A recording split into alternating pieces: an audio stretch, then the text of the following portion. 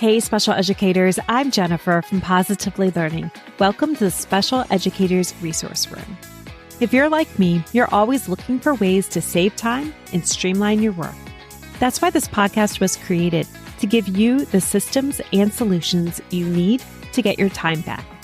Tune in for tips, tricks, and tools that will help you manage your workload and make the most of your time.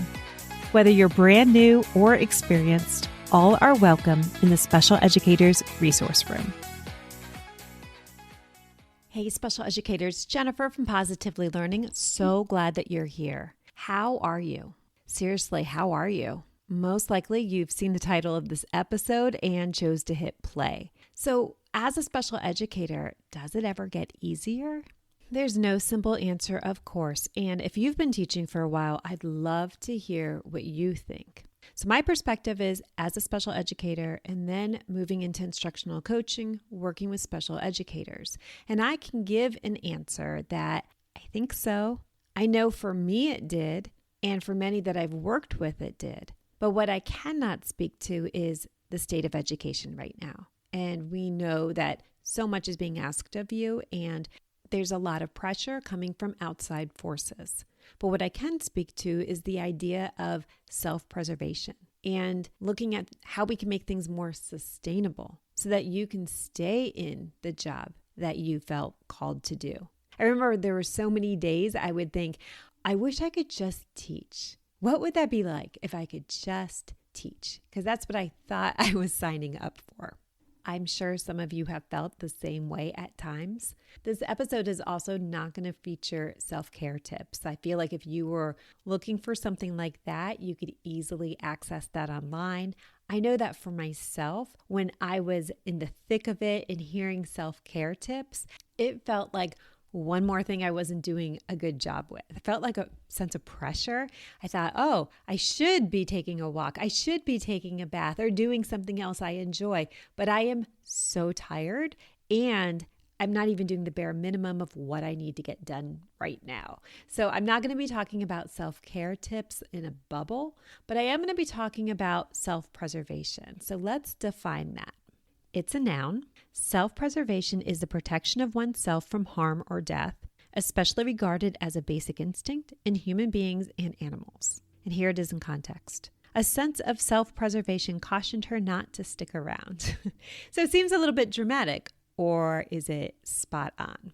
In past podcast episodes and on my website for years, my focus has always been on saving time, because I think that if you had the ability to just take a deep breath and you had more time, many things would resolve themselves. So that's a sustainability, and I will continue to do that with future episodes, whether it's sustainability and how you handle collecting data, organizing paperwork, the IEP writing process, all of those things that you do. But as far as self-preservation, that can look very different for all of us. I'm definitely not qualified to provide mental health advice, but I can share my experience and my own background. My background started with 15 years in early childhood music, movement, and the arts. I'm dual certified, moved into special education, and had no intentions of ever leaving. I was always looking to perfect my craft. I was one of those intense teachers. I took advantage of every opportunity that came my way. So I was a model teacher for the district. I was a site mentor for Teach for America because we had a lot of teachers at our school. And we had a teacher development leadership program at our school, which was really great. I was full-time teaching, but then I also received training on how to mentor teachers at our school. So very similar to like mini instructional coaches. And it was a great program because our school was so huge and we had a lot of new teachers because I was in this big city district that had high turnover. I share this background with you just to give you an idea of what type of teacher I was. Not the most relaxed person, that's for sure. I was always trying to help, and I was always trying to get more knowledge and read more books and have more educational conversations because I was always trying to improve. It was kind of like that merry-go-round I never got off. And I look back at the teachers that I was mentoring at the time, and I just shiver. It's like looking back at your first year of teaching and you just can't believe it. That's how I feel about those teachers. I feel terrible. I was not doing a great job mentoring. What I was doing observations, and these happened at lunch or during my planning period. I would do a quick observation and come away with a list of ideas to support the students in the lesson. Like, oh, here's some visuals that could help the student during that lesson so they could be more independent and access the content. And I was problem solving exactly like I would do if they were my own students. In a nutshell, I was basically giving that teacher more to do. I was giving them a list of ideas so that the student could get even more from their lesson. And I wasn't helping the teacher in any way develop as a teacher, noticing those opportunities to reach the student. So I was giving them more to do and basically less support. So it was kind of the opposite of self-preservation. Ugh. I feel so bad now that I can reflect on it. And if you are one of those teachers listening, I am so sorry. Moving along with my background story, my husband's job ended up moving us from Baltimore City to Indianapolis, so across the country, and this move was going to take place mid-school year. So I did not renew my teaching contract. I knew I wasn't going to be there. Instead, I accepted an online instructional coaching position.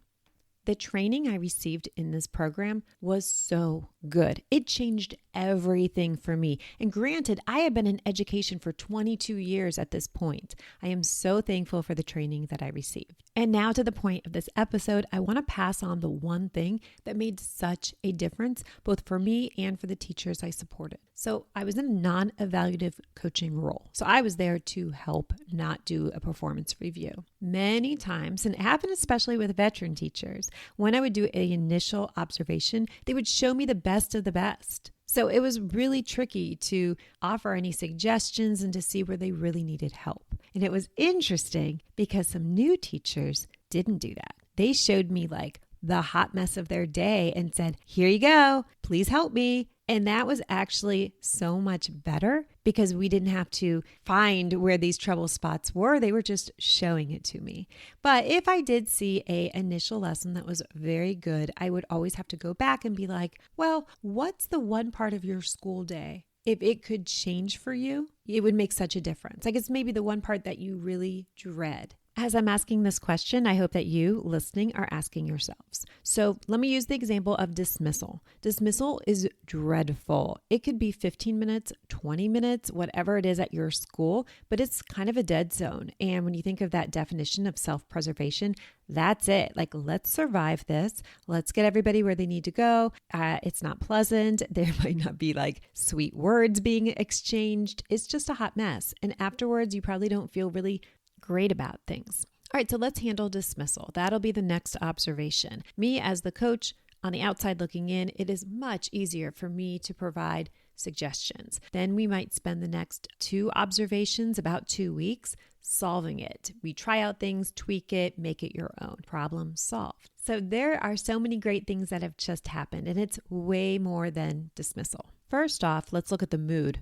Everybody's probably left the classroom, both students and adults, in a better mood. Yes, dismissal may still be completely chaotic, but it doesn't have that negative energy with raised voices, feeling like you're forgetting something, and that just defeated feeling when everybody leaves. Then as the teacher, you may get some extra benefits. One, maybe you're getting some time back because dismissal is more efficient. And what could you do with that extra time? Could you use it to do something else that was on your list, or maybe just take a deep breath? You also are getting a confidence boost. You had a problem, you asked for help, and it got solved pretty quickly. Now, where else could you apply that same strategy? I used the example of dismissal, but we applied this to all different situations, from behavior support to differentiation and lesson planning, co-teaching, assessment, you name it. So now think about your own situation. Where can you get a quick win? Maybe it's a much bigger problem. Where can you break it down to get those quick wins? Just like we do for our students, right?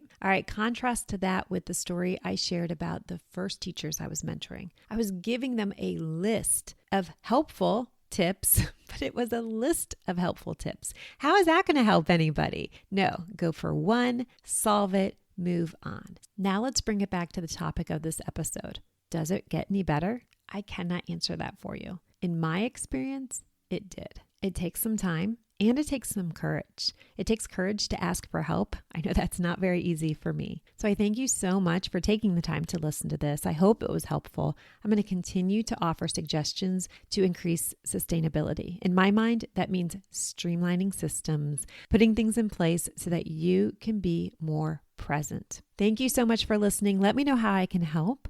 And let's wrap this up with one of my favorite quotes. It's by Mary Ann Radmacher. Courage doesn't always roar. Sometimes courage is the little voice at the end of the day that says, I'll try again tomorrow. See you next time. Thanks so much for tuning in, and I'm dying to ask, what'd you think? Be sure to hit the follow or subscribe buttons so that you never miss an episode. You can find the show notes and links for everything mentioned in this episode at positivelylearningblog.com. See you next week for more special education solutions.